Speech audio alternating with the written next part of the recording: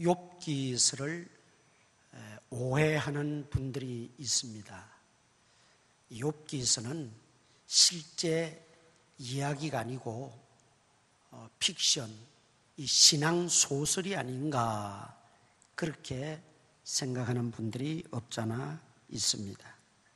그러나 오늘 1절에 보면 1장 1절에 우스 땅에 욥이라 불리는 사람이 있었는데 사는 지역과 인물을 분명하게 밝히고 있습니다.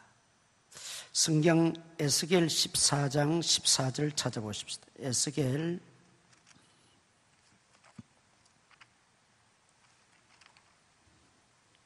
14장 14절 1167페이지 구약성경 1167페이지 에스겔 14장 14절 다 같이 읽습니다. 시작. 비록 노아, 다니엘, 욥 이 세 사람이 거기 있을지라도 그들은 자기의 공의로 자기의 생명만 건지리라. 나 주 여호와의 말이니라. 아멘. 유대인들이 3대 경건한 인물을 꼽을 때 노아, 다니엘, 욥 이렇게 꼽습니다. 오늘 이 본문은 욥이 분명한 실제 인물이었다는 것을 하나님이 증거하고 계세요. 나 주 여호와의 말이니라. 욥은 또 욥기는 픽션이 아니고 실제 인물이요 실제 사건이다 하는 것을 우리가 기억해야 될 줄 압니다. 그렇다면 욥에게 벌어진 이 사건은 단순히 욥 한 사람에게만 국한되는 것이 아니고 이 성경을 읽고 듣는 모든 사람에게 다 해당되는 말씀이라는 것이지요. 무슨 말이냐면 욥이 당한 고난과 내가 당한 고난이 무슨 관계가 있단 말인가? 욥의 처지와 내 처지가 다른데 무슨 의미가 있단 말인가? 그렇게 치부해버릴 수 있다는 것이죠. 그러나 욥이 실제 인물이었고 실제 신앙인이었고 욥이 당한 사건이 실제 사건이었다면 이것은 단순히 욥에게만 국한되는 것이 아니고 욥과 같이 우리도 이런 고난을 겪을 수 있고 이런 고난 속에서 어떻게 대처해야 되고 신앙인으로서 어떤 태도를 가져야 되는가 하는 걸 우리에게 보여주고 있는 내용입니다. 그래서 이 욥기서는 1인칭으로 읽어야 됩니다.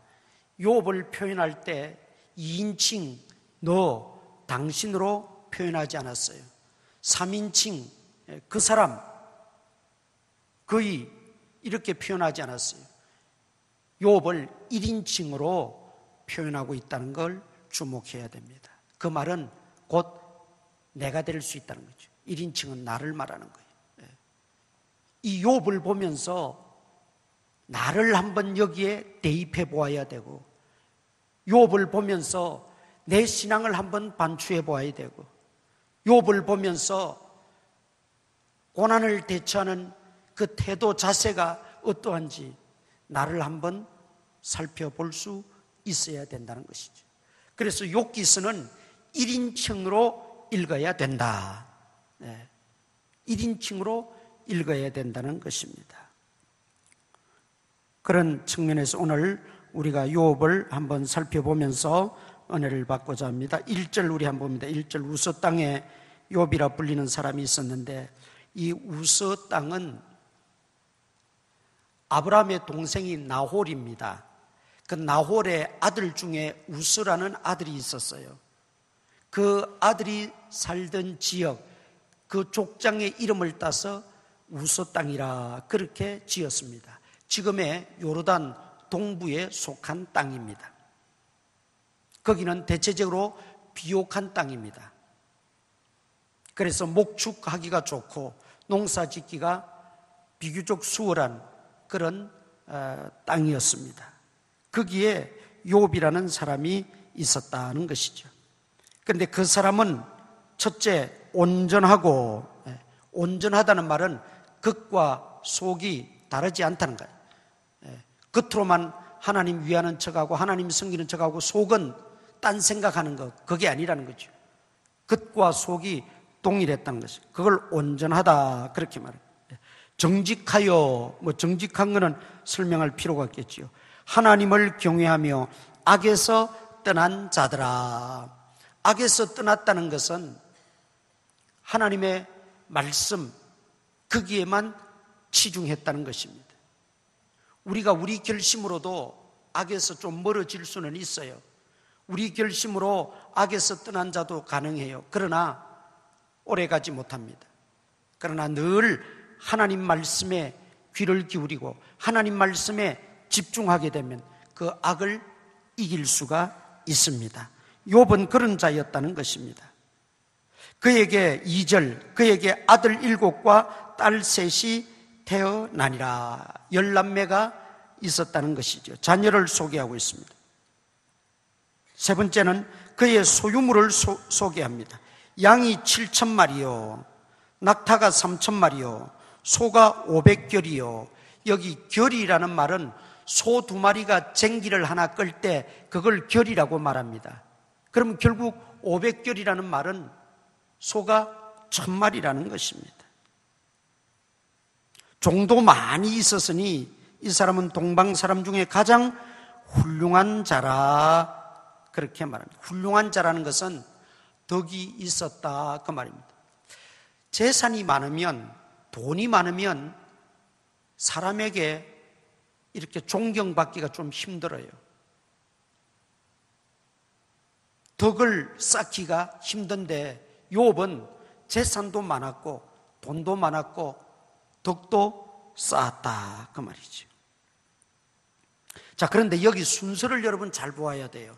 보통 우리가 어떤 정기를 쓸 때나 사람 인물을 소개할 때 누구의 슬하에서 태어나서 자녀들이 이렇게 있고 또 무슨 지위를 가졌고 그리고 재산이 얼마만큼 되고 이런 소개로 이렇게 전개가 돼가는 게 일반적인 겁니다.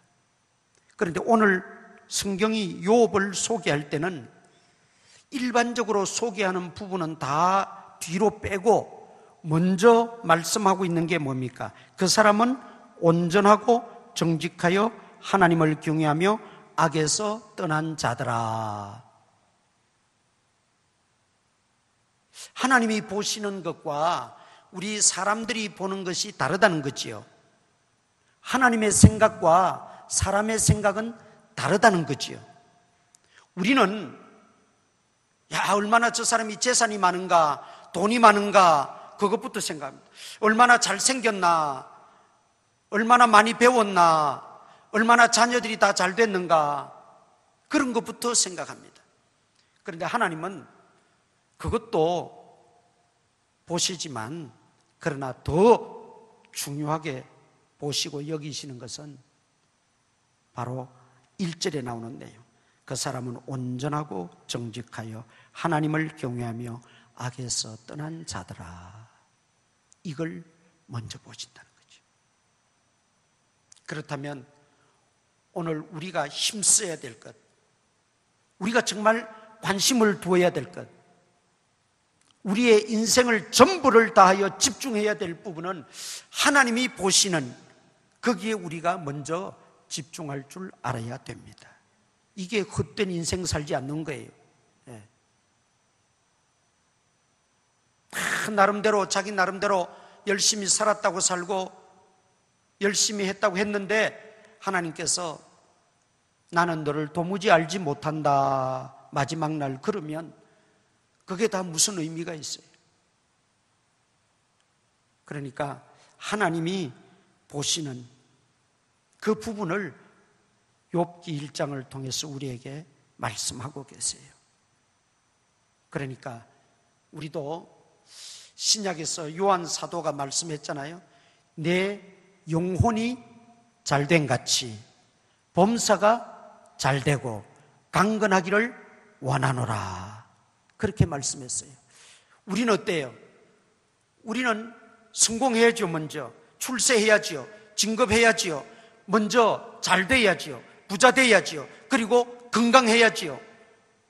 그리고 나서 여유가 있으면 뭐 영혼 잘 되는 것 좀 생각해보고 예수 믿는 거 좀 더 내가 노력해보고.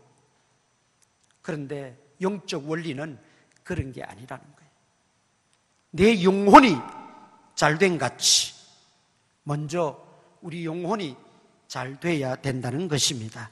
그런 측면에서 보면 욥은 영혼이 잘된 사람입니다. 먼저 영혼이 잘된 사람이에요. 그러니까 하나님은 영혼 잘된 걸 먼저 보시지 소유물이 얼마냐, 자녀들이 얼마나 잘 됐느냐, 얼마나 건강하고 얼마나 인정받고 덕을 세우고 얼마나 훌륭하냐, 그걸 먼저 보는 분이 아니라는 거죠. 그래서 우리 신앙의 어떤 방향을 다시 한번 정할 수 있기를 바랍니다. 신앙의 방향을 우리가 정해야 돼요. 신앙은 방향이지 속도가 아니에요. 신앙은 방향이지 분량이 아니에요. 하나님을 향한 그 방향이 우리가 바로 세워져야 된다라는 것이죠. 욥은 그런 면에서 정말 하나님의 인정을 받고 있었다라는 말입니다. 어쨌든 욥은 하나님 앞에 그렇게 영혼이 잘 되고 그 은혜가 넘치는 삶을 사는데 큰 부자였습니다. 어마어마한 부자였어요. 요즘 말로 말하면 갑부였다, 그렇게 말할 수 있겠습니다.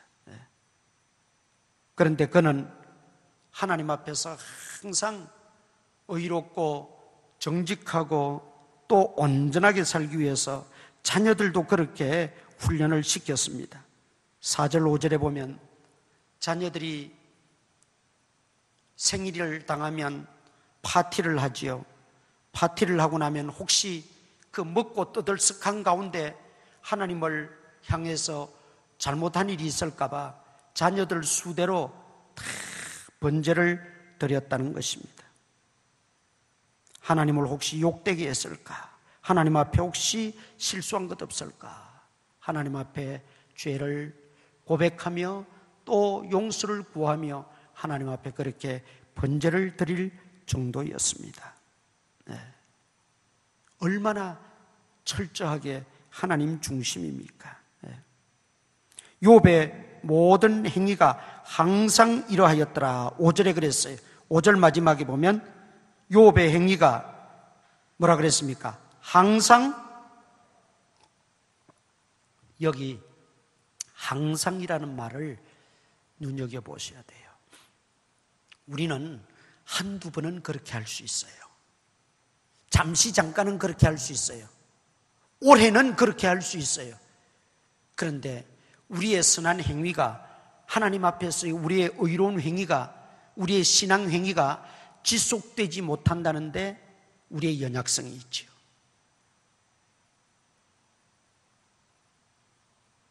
한 달은 그렇게 할 수 있는데 두 달, 세 달째부터는 흐지부지해져 버리고 변질되어 버린다. 1년은 그렇게 했는데 그 이듬해에 가서는 그만 제자리로 돌아가 버리고 말았다는 거예요. 항상 이러하였더라. 우리가 이 부분을 눈여겨보아야 된다는 것이죠.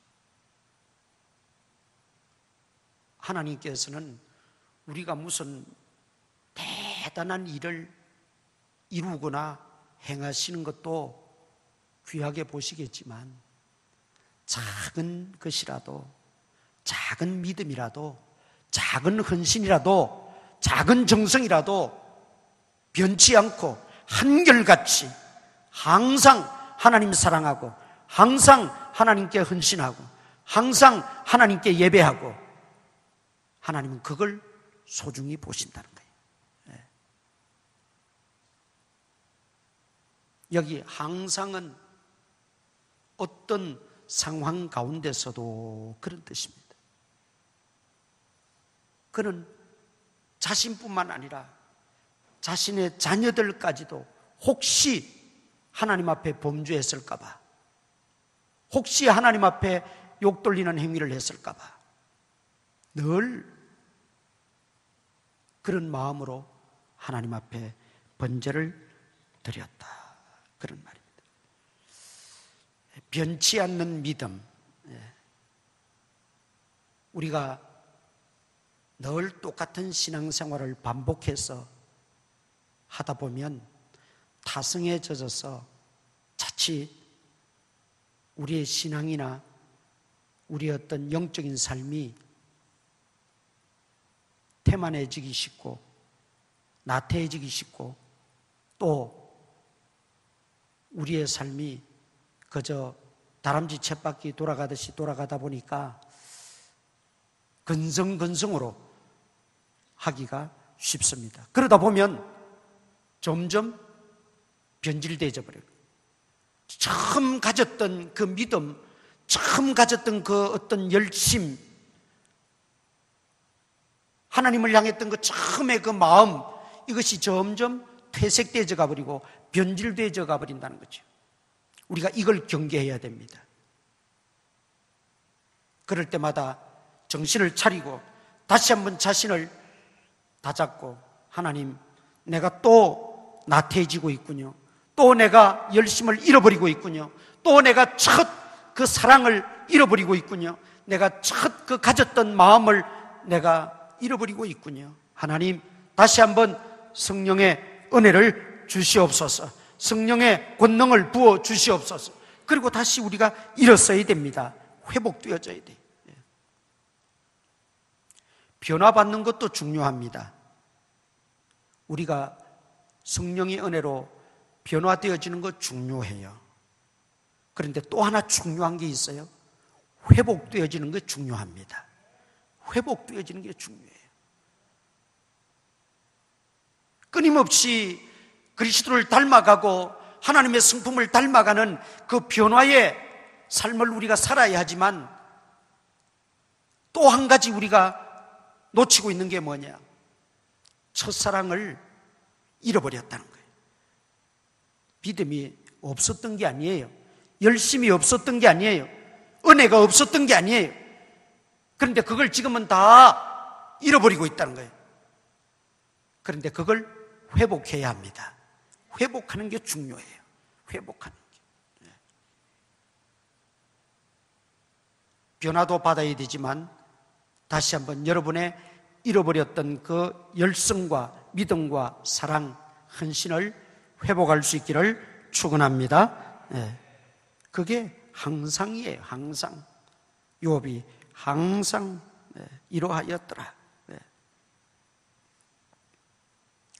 자, 호사다마라고 이렇게 신앙생활 잘하고 항상 한결같은 믿음으로 하나님 섬기고 하나님을 경외하니까 배가 아픈 존재가 마귀 사탄이에요.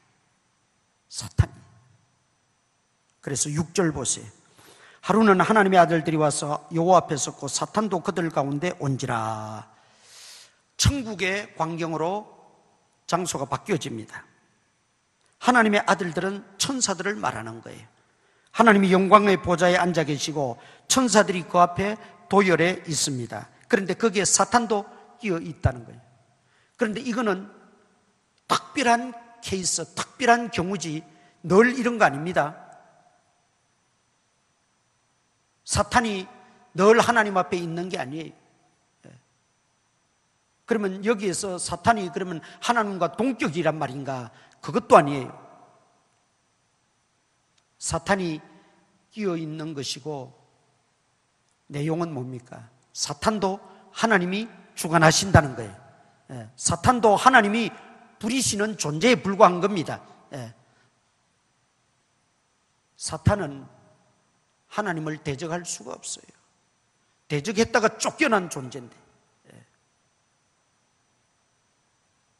하나님과 맞짱 뜰 그런 존재가 못 돼요. 사탄은 그저 성도들을 미혹하고 유혹하고 성도들을 대적해서 넘어뜨리고 상키려 하는 것이지 하나님과는 같이 맞짱 뜰 존재가 못 돼요. 그러나 특별한 케이스로 오늘 이렇게 하나님의 천사들이 도열해 있는 하나님 나라의 사탄도 끼게 된 겁니다.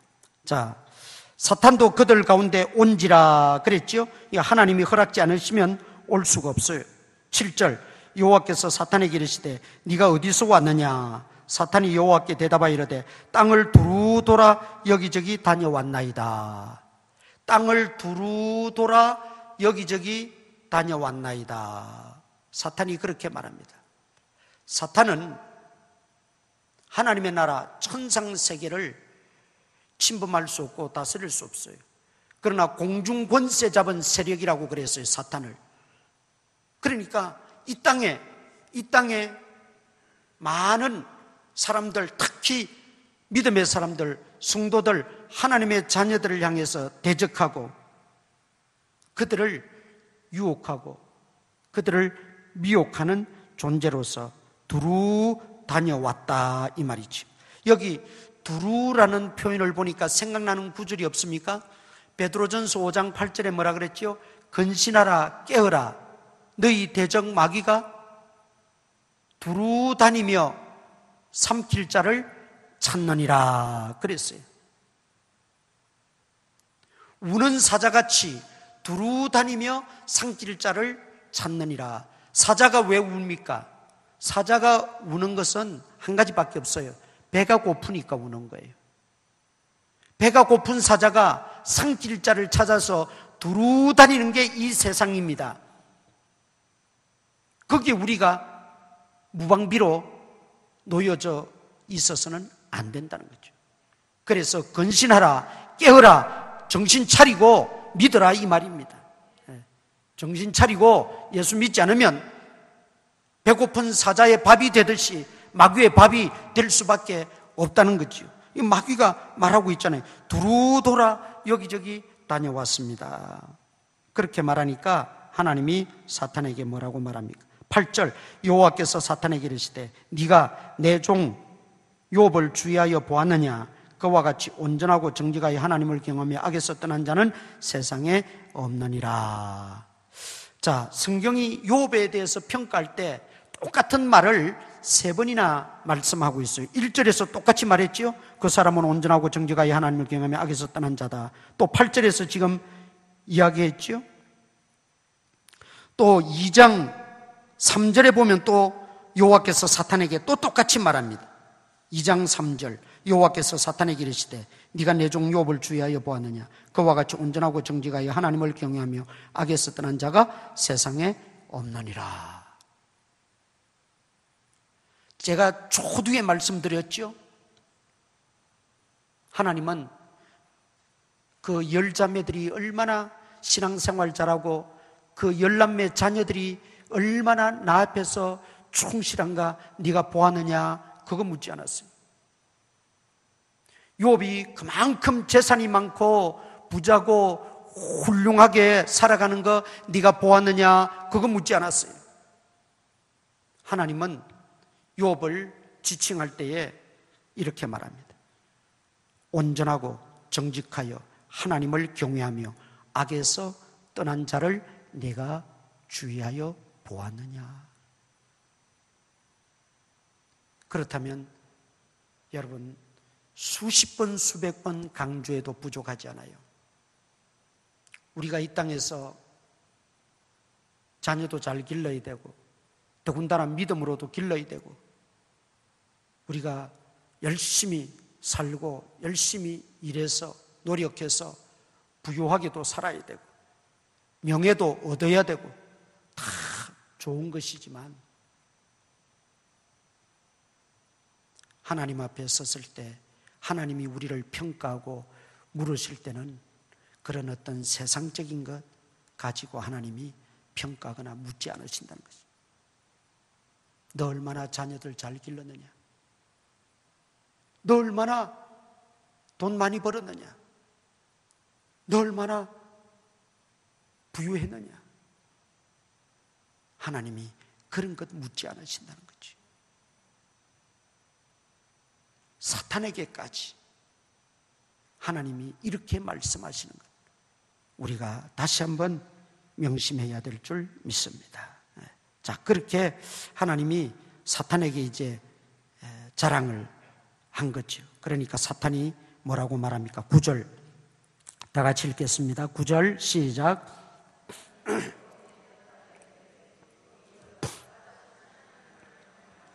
자, 이 사탄의 말을 잘 보세요. 아주 교묘한 말이면서 또 어떻게 보면 굉장히 합리적인 말입니다. 하나님이 그 욥을 복주시고 욥의 모든 소유물에 울타리를 쳐주어서 욥이 그렇게 잘 되니까, 성공하니까, 부유해지니까 하나님 잘 섬기지, 그런 것 없으면 하나님 잘 섬길 수 있을 것 같습니까? 까닭 없이 하나님을 경외할 것 같습니까? 다 이유가 있으니까 하나님 섬기고 경외하지요. 그래서 10절에 그 말이에요. 주께서 그와 그의 집과 그의 모든 소유물을 울타리로 두르심 때문이 아니니까. 주께서 그의 손으로 하는 바를 복되게 하사 그의 소유물이 땅에 넘치게 하셨음이니이다. 하나님이 복 주시고 하나님이 지켜주시고 하나님이 함께 해주셔서 형통하게 되고 성공하게 되고 복받게 되니까 하나님 섬기지. 저 욥도 그거 없으면 하나님 섬기지 않을 겁니다. 까닭 없이 하나님 섬기겠습니까? 하나님 앞에 지금 그 말을 하고 있는 거예요. 그러니까 여러분, 이 사탄이 얼마나 교묘해요. 얼마나 교묘해요. 그러면서 뭐라고 제안을 합니까? 11절, 이제 주의 손을 펴서 그의 모든 소유물을 치소서. 그리하시면 틀림없이 주를 향하여 욕하지 않겠나이까. 여기 주의 손을 펴서 그의 모든 소유물을 치소서. 아까 말씀드렸죠. 마귀가 우리를 좌지우지하는 게 아니에요. 우리의 모든 생명의 주권자 되시고 흥망성쇠 생사화복을 주관하시는 분은 오직 하나님 한 분이십니다. 하나님이 손을 펴서 소유물에 복을 더하시면 복되는 것이고 치시면 날아가는 것이고 하나님의 손에 달린 거예요. 부와 귀가 하나님에게 있다 그랬어요. 하나님의 손에 다 달린 거예요. 마귀도 그걸 알아요. 그러니까 말하잖아요. 주의 손을 펴서 한번 쳐보라는 거예요. 다 날려보라는 거예요. 재산들. 그래도 하나님을 잘 믿는지 안 믿는지. 하나님이 자신 있게 허락을 해줍니다. 12절, 여호와께서 사탄에게 이르시되 내가 그의 소유물을 다 네 손에 맡기노라. 다만 그의 몸에는 네 손을 대지 말지니라. 사탄이 곧 여호와 앞에서 물러가니라. 소유물에 관한 한 사탄에게 하나님이 권한을 이관해 줬습니다. 몸은 손대지 말라는 거예요. 자, 그리고 나서 이제 읽진 않았습니다만은 13절부터 보면 연속적으로 그의 재산이 다 공중에 날아가 버리고 맙니다. 풍비박산이 되어버립니다. 13절 보세요. 하루는 욥의 자녀들이 그 맏아들의 집에서 음식을 먹으며 포도주를 마실 때 사환이 종이 욥에게 와서 아뢰되 소는 밭을 갈고 나귀는 그것에서 풀을 먹는데 스바 사람이 갑자기 이르러 그것들을 빼앗고 칼로 종들을 죽였나이다. 나만 홀로 피하였으므로 주인께 아뢰러 왔나이다. 스바 사람들, 이 마적대들입니다. 이 사람들은 농사를 잘 안 지어요. 자기들이 사는 곳이 농사 지을 만한 곳도 못 돼요. 그러다 보니까 남들 농사 지어놓은 거 탈취해서 빼앗아 먹고 양들, 짐승들, 가축들 탈취해 가가지고 먹고 살고 하는 그런 마적대들, 서바 사람들이 갑자기 쳐들어와서는 그 많은 가축들을 다 빼앗아가고 죽이고 종들까지 죽였다는 거예요. 그런데 말하고 있는 동안에 16절 보세요. 그가 아직 말하고 있는 동안에 또 한 사람이 와서 아뢰되 하나님의 불이 하늘에서 떨어져 양과 종들을 살라버렸나이다. 나만 홀로 피하였으므로 죽게 아래로 왔나이다. 하늘에서 불이 떨어졌다. 번개가 쳐서 다 죽었다는 거예요. 17절에 그가 아직 말하는 동안에 또 한 사람이 와서 갈대아 사람이 새 무리를 지어서 갑자기 낙타에게 달려들어 그것을 빼앗으며 칼로 종들을 죽였나이다. 나만 홀로 피하였으므로 주인께 아래로 왔나이다. 그가 아직 말하는 동안에 18절 연속되어집니다.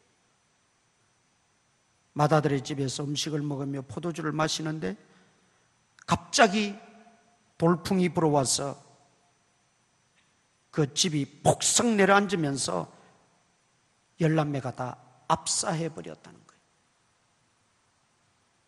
옛날에 삼풍백화점이 무너져서 많은 사람들이 압사해서 죽었듯이 갑자기 돌풍이 불어와서 지붕이 무너지면서 압사해서 11매가 다 죽었다는 거예요. 마귀는 자기의 계획대로 됐습니다. 자, 하나님이 손을 들어서 이렇게 치시면 다 잃어버리면 그래도 하나님을 경외하는지 한번 봅시다. 하나님은 그 욥의 모든 형편을 마귀에게 일임을 했고 마귀가 지금 그렇게 장난을 치는 거예요. 그런데 우리가 결론적으로 보면 욥이 어떤 행동을 취합니까? 20절 보세요. 20절. 욥이 일어나 겉옷을 찢고 머리털을 밀고 땅에 엎드려 예배하며 이르되 내가 모태에서 알몸으로 나와 싸운 적 또한 알몸이 그리로 돌아가올지라. 주신이도 여호와시오 거두신이도 여호와시오니 여호와의 이름이 찬송을 받을지니다 하고 이 모든 일에 욥이 범죄하지 아니하고 하나님을 향하여 원망하지 아니하니라.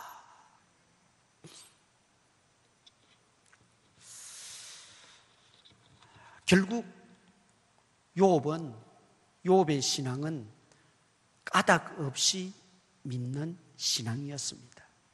무슨 이유가 있어서 믿는 신앙이 아니었어요.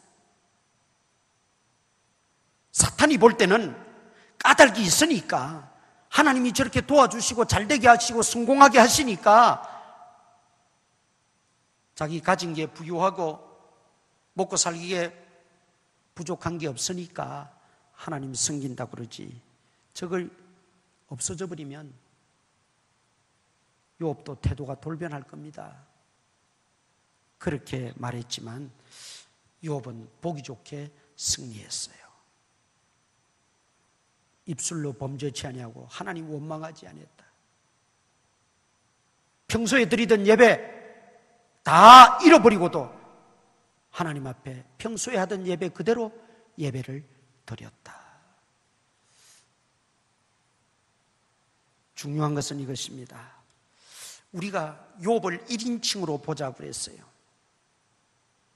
욥이 먼 옛날 그 욥의 문제만으로만 아니라 나를 그 욥 대신에 대입을 해보라는 거죠.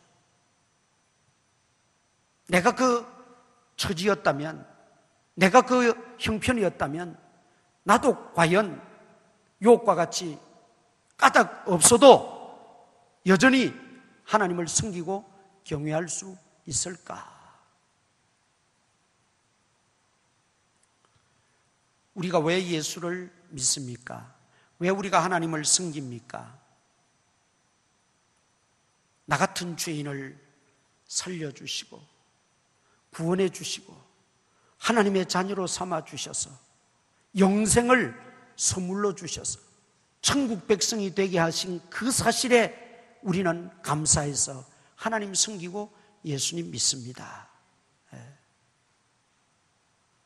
그 이유예요.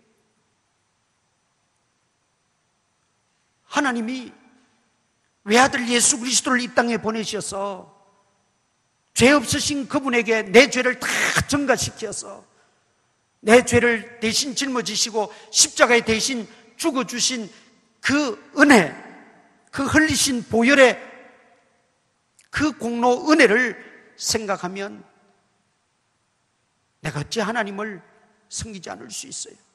어찌 하나님께 예배하지 않을 수 있어요? 어찌 주님을 믿지 않을 수가 있냐 말이죠. 이유는 그거예요. 우리가 하나님을 섬기고 예수님을 믿는 이유가 있다면 그겁니다. 그런데 놀라운 것은 내가 가진 재물이 많다가 다 불타 없어져 버리면, 불타 없어져 버린 그 재물만 집착하고 생각하면서 교회가 멀어지고 하나님과 멀어집니다.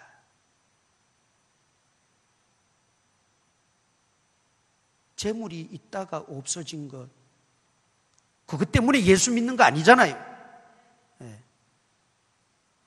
그것 때문에 예수 믿는 거 아니잖아요. 우리는 오직 하나님이 내 죄를 대신해서 죽으시고 이 땅에 오셔서 십자가를 지시고 나를 살려주시고 영생의 선물을 주신 그 은혜, 이유가 있다면, 까닭이 있다면 그거 하나 때문에 우리가 예수님 믿고 하나님 섬기는 거예요.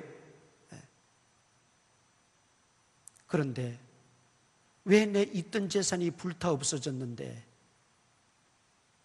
하나님을 멀리해야 되나요?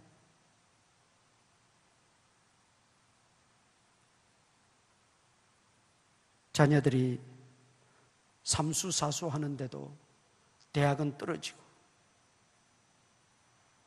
희망이 보이지 않으니까 그 본인도 그렇고 부모도 그렇고 교회를 멀리하고 신앙을 멀리해버려요. 대학 들어가는 것 때문에 예수 믿습니까? 내가 원하는 대학에 들어가야 되는 것 때문에 예수를 믿습니까? 그게 아니잖아요. 우리가 예수 믿는 이유가 분명하잖아요. 그건 아니잖아요. 그런데 우리는 너무나 많은 까닭을 두고 예수를 믿습니다. 다 건강하기를 원하지요. 그런데 왜 하필 나에게 이런 병이 찾아왔어? 왜 내가 이런 고생을 해야 되고 왜 내가 이런 고통을 겪어야 되는가? 하나님은 어디 계시단 말인가? 그러면서 하나님과 멀어져 버리고 신앙과 멀어져 버려요. 건강하기 위해서 예수 믿습니까? 그건 아니잖아요. 우리는 예수 믿는 까닭을 이것저것 대면서 수없는 이유를 갖다 붙여놓고 그 이유가 하나하나 사라질 때마다 우리의 믿음도 전락해버리고 심지어 하나님을 부정해버리고 원망해버리고,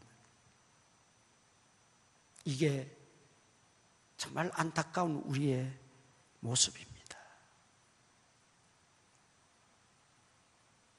우리가 욥을 보면서 욥은 까닭 없이 믿는 정말 순전한 믿음이었구나. 욥이 우리보다도 심장이 하나 더 있어서 그런 게 아니에요. 똑같은 성정을 가진 사람이에요. 그렇다면 오늘 우리도 욥과 같이 까닭 없이 정말 하나님을 순수하게 믿을 수 있는 그런 믿음의 사람들 되기를 축원합니다. 예. 마귀는 분명히 까닭이 있으니까 하나님 경외하고 섬긴다고 자신만만했지만은 욥은 아니었어요. 그 까닭이 될 만한 것 다 가져가 버려도 그래도 그는 여전히 하나님 앞에 예배하며 원망하지 아니하고 입술로 범죄치 아니했다. 여러분, 우리도 이런 좀 고상한 신앙의 사람들 될 수 있기를 바랍니다. 예. 이렇게 까닭 없이 믿는 신앙이 될 수 있었던 근거가 있어요. 21절, 1장 21절.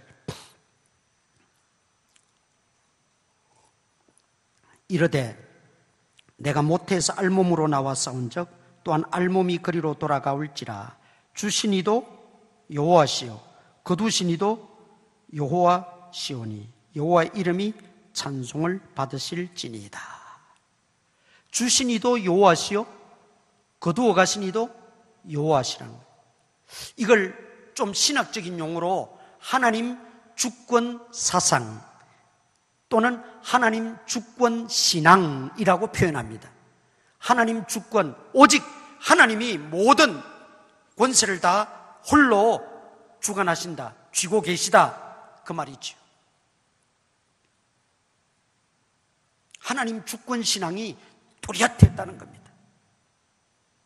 주시니도 하나님, 거두어 가시니도 하나님, 부하게 하신도 하나님, 가난하게도 하신도 하나님, 심지어 나에게 건강 주시니도 하나님, 또 나에게 약하게 하시니도 하나님. 하나님 주권 신앙이 투철해야 됩니다. 하나님 주권 신앙. 하나님의 주권이 미치지 않는 곳은 없어요.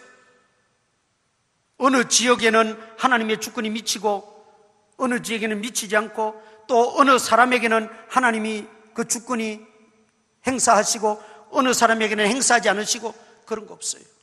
이 세상 모든 만물, 모든 사람, 모든 곳에 하나님의 주권이 미치지 않는 곳이 없습니다. 왜냐하면 우리 하나님이 창조주 하나님이시기 때문에 그렇습니다. 욥은 그 신앙이 투철했다는 거죠. 물론 내가 잘못하고 내가 실패할 수밖에 없는 행동을 취해서 실패할 수도 있고 망할 수도 있어요. 그거는 당연히 우리가 받아들이고 잘못을 회개하고 우리가 바로 잡아야 되는 거죠.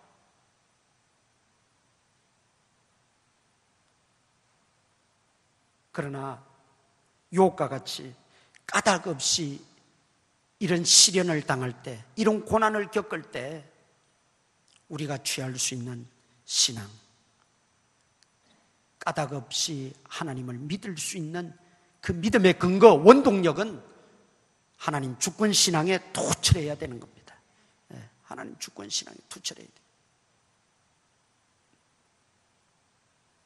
모든 것이 하나님께로부터 왔고 하나님으로 말미암고 하나님께로 돌아간다. 이게 성경적 사관이에요.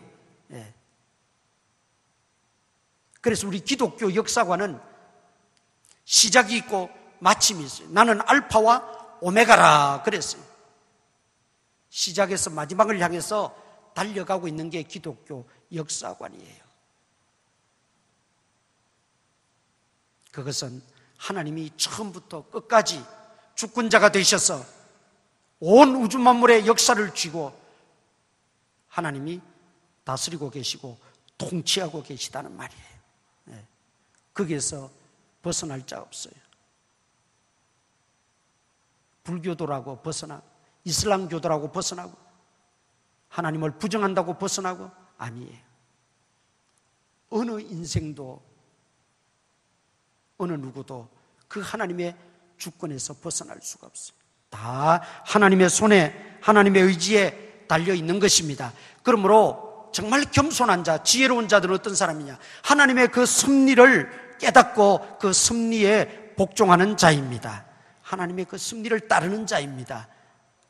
하나님의 뜻대로 하옵소서. 이것이 이슬람 교도가 말하는 알라의 뜻대로, 인슈알라. 그들은 걸핏하면 인슈알라, 알라의 뜻대로, 알라의 뜻대로. 네가 폭탄 짊어지고 가서 죽는 것도 신의 뜻이다. 그러면 그들은 복종해야 돼. 그런 인슐라의 뜻이 아니에요. 하나님의 뜻은 하나님 그분을 존귀한 분으로 만물의 주권자로 여기고 믿고 피조물인 우리 인생이 마땅히 하나님의 그 섭리를 따라야 됨을 인정하고 그 앞에 복종하는 그것이 하나님의 뜻이라는 거죠. 지금 욥은 그 하나님의 뜻에 복종하고 있는 거예요.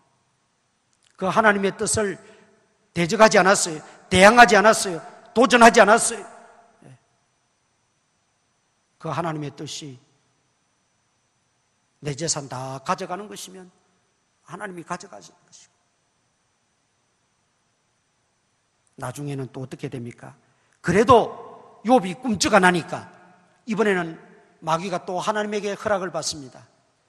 지 몸이 성하니까 그래도 다 잃어버렸어도 몸이 움직이고 몸이 말을 하고 몸이 저렇게 건강하니까 하나님 그래도 저러지 한번 몸을 한번 쳐보세요. 그래도 진짜 하나님 섬기는지. 그래서 몸을 치지 않습니까? 성경에 보니까 정수리부터 발끝까지 악창이 나서 진물이 나고 그 염증으로 인해서 통증이 심하고 겨우 좀 굳어지는 것 같으면 가리워서 질그릇 조각으로 벅벅 몸을 긁어야 하는 그런 상태까지 몸이 빠졌어요. 그럼에도 불구하고 욥은 하나님 원망하지 않고 끝까지 믿음을 지켰다 그랬어요. 이것이 우리가 욥에게서 배워야 될 중요한 신앙입니다. 우리는 너무 많은 까닭을 두고 하나님을 믿고 있지는 않습니까? 내 물질에 좀 손해가 나고 내 몸에 병이 생기고 내 사업이 부도가 나고 내 자녀들이 어긋나게 나가면 또는 예상치 못한 일을 갑자기 당하면 어떻게 반응하십니까? 예수 믿는 것하고 사실 상관이 없다 그랬죠? 실상은 예수 믿는 것하고 상관없어요. 그런데 우리의 신앙은 그렇지 못하다는데 우리의 약점이 있습니다.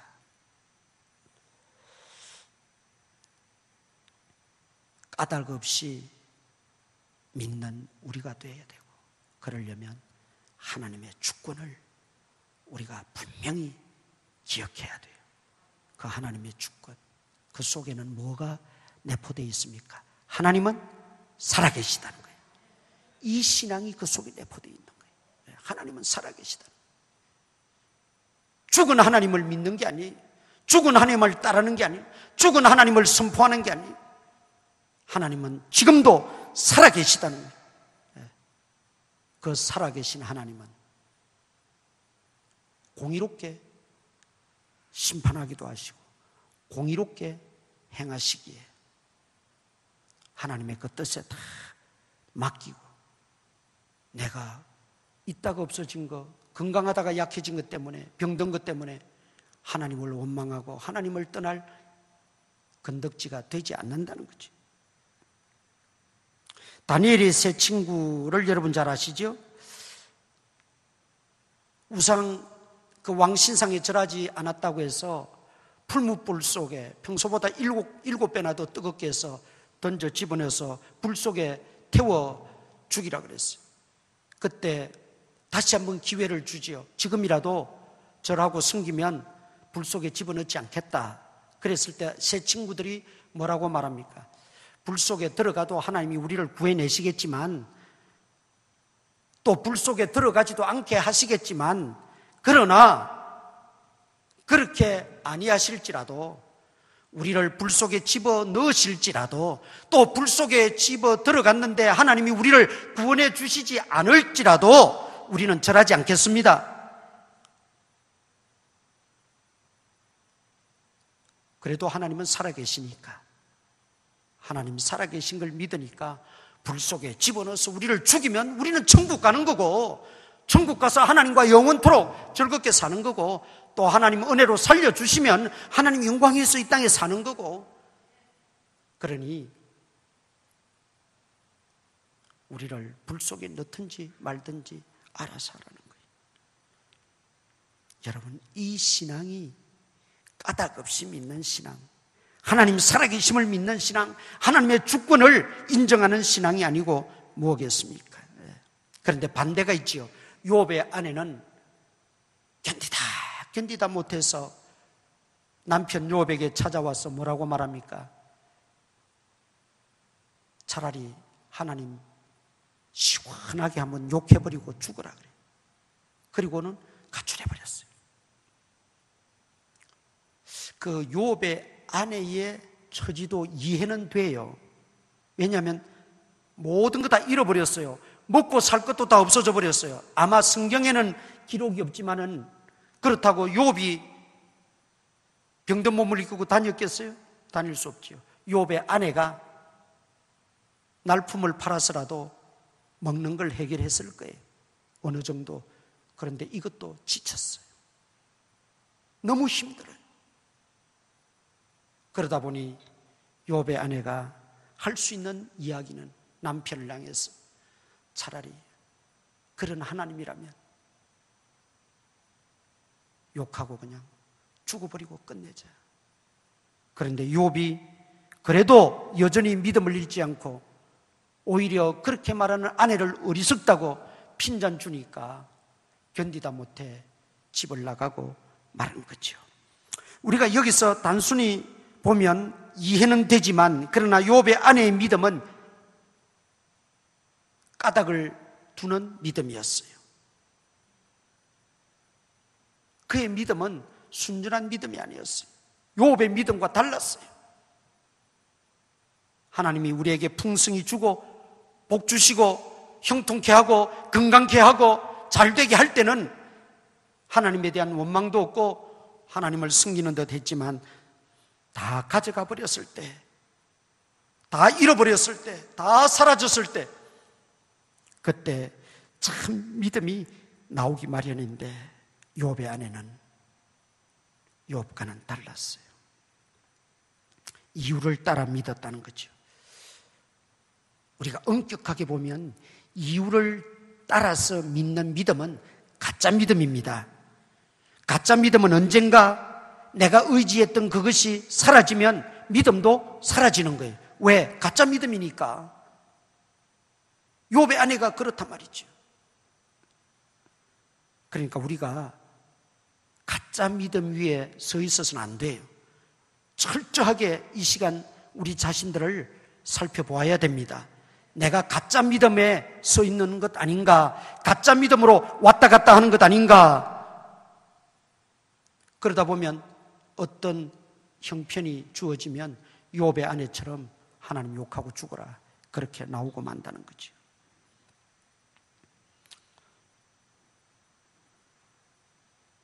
하나님은 욥을 마귀에게 자랑하기까지 했습니다. 그렇다면 오늘 우리도 이런 욕심 좀 내볼 필요 있지 않겠어요? 하나님이 나를 보실 때 마귀에게 나를 자랑할 만한 믿음으로 내가 키워져야 되겠다. 지금은 좀 부족하지만, 지금은 좀 연약하지만, 그러나 우리의 목표와 우리의 기도가, 우리의 중심이 나도 욥처럼 하나님의 자랑거리가 되어서 나를 마귀에게 자랑할 수 있는 그런 정도로까지 내 믿음이 좀 키워졌으면 좋겠다. 다 그렇게 될 수 있기를 축원합니다. 네. 불가능한 게 아니에요. 욥은 별다릅니까? 다니엘의 세 친구는 별다릅니까? 노아는 별다릅니까?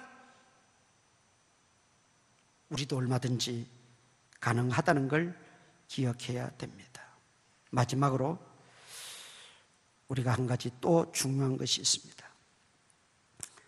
지금까지 받은 모든 은혜, 내가 소유한 것이든지 내가 받은 은혜라든지 내가 누리고 있는 거라든지 여러분 이걸 당연한 것으로 여겨서는 안 됩니다. 당연한 것으로 여기는 동시에 감사는 사라집니다. 아이들이 부모님들이 희생하면서까지 자기들을 돌보고 키워주는 것에 대해서 당연하게 생각해요. 물론 부모의 책임은 있습니다. 그 부모의 책임을 말하는 게 아니에요. 아이들이 너무나 당연하게 여겨. 당연하게 여기니까 뭐가 없어요? 감사가 없어요. 감사가 없어요. 욥과 아내의 차이점은 그거였어요. 한 부부임에도 불구하고 욥의 아내는 지금까지 자기가 누리는 모든 것이 당연한 것으로만 생각했어요. 그것이 하나님의 은혜요, 하나님의 복인 줄, 하나님이 울타리를 지켜서 보호해 주시고 하나님이 복을 내려 주신 것에 대해서 한 번도 감사하지 못하고 살았어요. 당연한 것인 줄 알았어요. 나름대로 자기들 열심히 살았겠지요. 노력했겠지요. 아꼈겠지요. 절약했겠지요. 그래서 당연하게 여겼어요. 그러나 욥의 신앙이 훌륭했던 것은 그럼에도 불구하고 욥은 당연하게 생각하지 않았어요. 그 모든 것이 하나님이 허락하셔야 된다는 것, 하나님이 주셔야 된다는 것, 하나님이 복을 주셔야 되고 하나님이 지켜주셔야 되고 하나님이 우리와 함께 해주셔야 된다는 그 신앙이 있었기 때문에 하나님이 다 가져가셔도 주신 자도 여호와시오 가져가시니 또 여호와시니 내가 누구를 원망하리요? 입술로 범죄하지 않고 원망하지 않았다는 것입니다.